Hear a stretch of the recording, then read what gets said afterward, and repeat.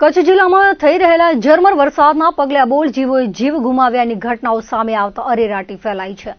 અંજારના ગંગાનાકા વિસ્તારમાં વીજ પોલમાં અચાનક કરંટ ઉતરી જતા 5 ગૌવંશના મોત નીપજવાની અત્યંત દુઃખદ ઘટના સામે આવી છે।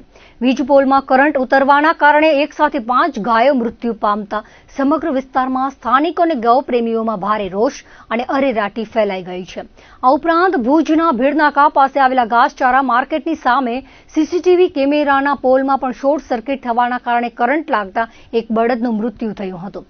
વીજતંત્ર અને સંબંધિત સત્તાધીશોની બેદરકારીના કારણે બનેલી આ ઘટનાઓને લઈને સ્થાનિક લોકોમાં ભારે આક્રોશ જોવા મળી રહ્યો છે। આજે આપ જાણો છો તેમ સવારથી 4 છાંટા પડ્યા છે અને લગભગ ભુજ શહેરના અડધા વિસ્તારની અંદર લાઇટ નથી। અનેક જગ્યાએ ફોલ્ટ થયા છે।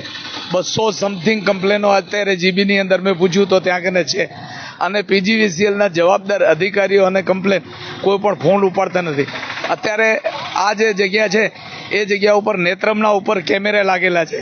એના ઉપરથી ઇન્ટરનેટના વાયર જે છે એ બિલકુલ ગેરકાયદેસર રીતે પસાર થઈ રહ્યા છે, જે ખરેખર ન હોવા જોઈએ।